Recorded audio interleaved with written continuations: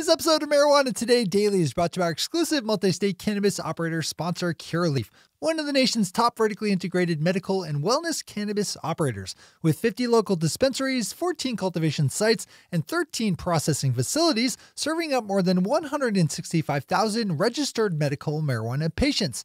You can learn more about Curaleaf over at Curaleaf.com, with Curaleaf spelled C-U-R-A-L-E-A-F. That's Curaleaf.com. Good morning, Marijuana Nation. It's Thursday, January 23rd, 2020, and you're tuned in to episode 871 of Marijuana Today Daily. I'm your host, Shay Gunther, and I'll be walking you through today's marijuana news and headlines. As always, we have a full and busy day of cannabis news in our hands, so let's jump right into it.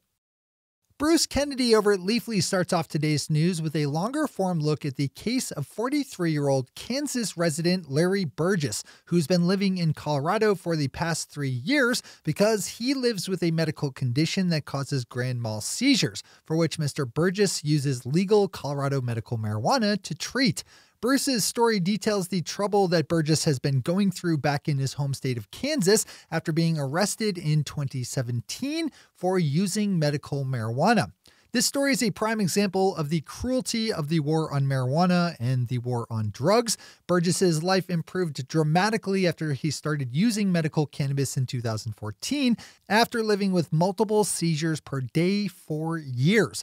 Medical marijuana helped him sleep without seizures and allowed him to do simple things like attend events for his children. But he lived in Kansas, which has stupidly regressive marijuana laws, and after he started becoming more public about his use of medical cannabis on social media, someone called the police on him and he was eventually arrested. He's now out on bond with a special allowance to live in Colorado so he can treat his seizures.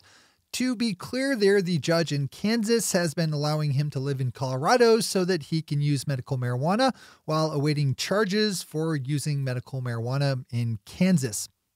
Not a speck of justice there. Larry Burgess is scheduled to head back to Kansas for his trial next month. If found guilty, he could be put in jail for more than 20 years. Read this story. A recent report from the folks over at the Pew Research Center finds that a staggering 40% of all Americans arrested for drug crimes in 2018 were charged with having marijuana. And of that huge bulk of people, 90% were for simple possession. Those are big percentages, especially when stacked up against the raw numbers of 1.65 million total arrests, meaning 663,000 people were arrested in 2018 for crimes that are not crimes in a good number of U.S. states. What a dumb waste of resources, both in monetary value and human potential.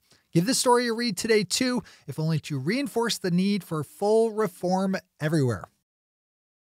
Marijuana Moment grabs today's final top spot with a look at Connecticut, where leading state lawmakers are saying this is the year for adult use legalization to pass. Connecticut State Senate President pro tempore Martin Looney told CT Insider that legalization legislation is quote-unquote absolutely essential and that lawmakers would be building off the groundwork laid during last year's push in the state legislature for progressive cannabis policy reform. There's still a lot of detail to be worked out, with just as much detail wrapped up in this overall storyline, so this is the third headline today so far that could benefit from a full dive in. Swing over to Marijuana Moment for more here. Those are our top stories for today. It's time for Marijuana Today Daily Headlines Blitz. Before we blitz it in headlines, let's thank our sponsor, Curaleaf, one of the nation's top multi-state cannabis operators with 50 local dispensaries, 14 cultivation sites, and 13 processing facilities, serving up more than 165,000 registered medical marijuana patients. Curaleaf crafts high-quality cannabis products that are uncomplicated and approachable. All you need to do to experience that yourself is fire up Curaleaf.com to find a map to the closest Curaleaf shop to you. That's where you'll find out all the things that Curaleaf does right when it comes to the art and business of legal cannabis dispensing.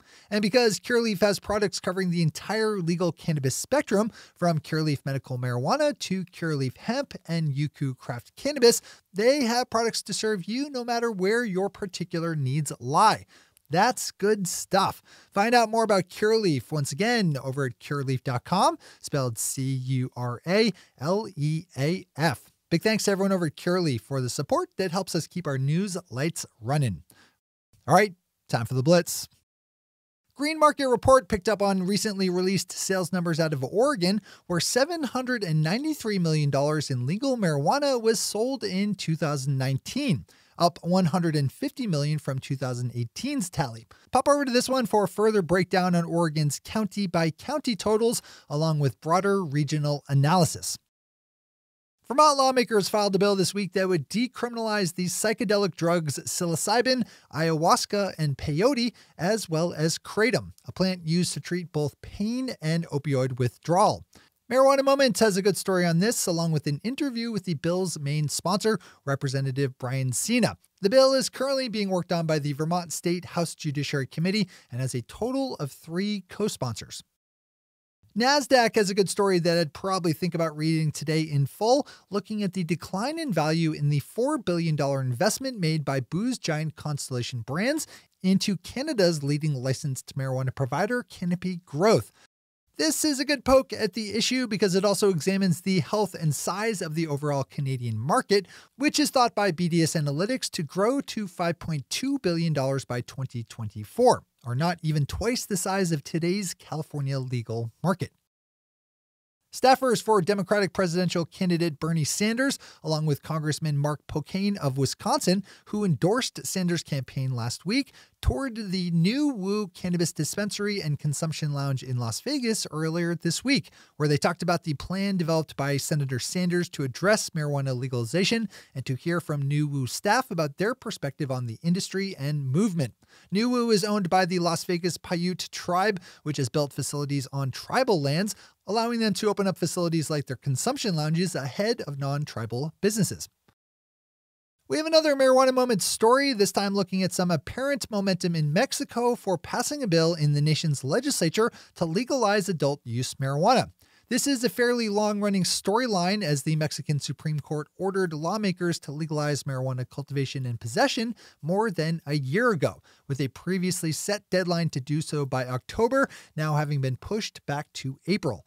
This is another process with a lot to still work out, but it's good to hear that things are in motion. Marijuana Moment has more on this, as well as a full draft of the newly proposed bill, which is, of course, in Spanish. With Illinois just a few weeks into allowing for legal adult use marijuana sales, we've had reports that cannabis supplies for medical marijuana patients in the state have been constrained, as retailers have shifted a percentage of their stocks over to the adult use side of the business. Marijuana Business Daily is reporting that a surge in the number of registered medical patients in Illinois since the start of the year, with more than 2,500 having signed up in just the first 17 days of 2020, could further restrict product access, as the new patients will compete with existing patients for the same limited supply of medical marijuana. One further complication in all of this is that the state's high taxes on legal adult use is likely driving some non-medical consumers to the medical market in search of savings. Our final story today has us out in Oregon, where the Oregon Liquor Control Commission's process for approving marijuana business licenses has been nicely picked apart by Jeremy Dickman at the Bend Source. Longtime listeners and those who do business in Oregon should remember that the state set a moratorium in place last year on allowing for new cultivation business licenses, something that will remain in place until at least January of 2022. This one dives into the complications that is causing for prospective cannabis farmers in Oregon and the state's industry as a whole. Even if you don't do business in Oregon, there are lessons to be had here for all. Those are the headlines and news for the day. I'll be back with you again tomorrow morning with another information-packed episode of Marijuana Today Daily. But in the meantime, if you have any stories to share or feedback to give, zip us an email to headlines@mjtodaydaily.com. And while you're clicking around the interwebs, swing over to our website at mjtodaydaily.com to find links to all the news we cover. Thanks to our sponsor, Curaleaf, and to all of our awesome Patreon listeners for the support that makes this show possible. To join the illustrious ranks of the Patreon listeners yourself, swing over to our website at mjtodaydaily.com and click on that big blue button at the top of the page that says Become a Patron. I'm your host, Shay Gunther. Thanks for tuning in and starting your day with Marijuana Today.